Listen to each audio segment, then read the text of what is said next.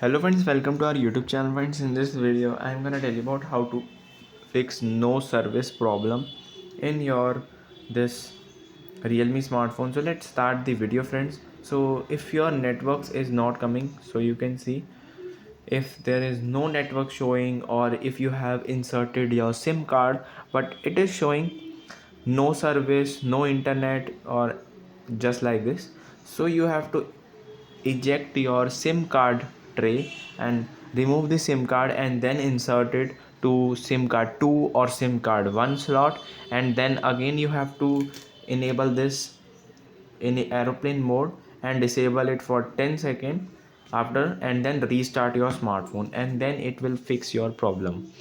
I hope you like this video. If you like this video, then subscribe to our YouTube channel for more helpful tips and tricks videos. See you next time.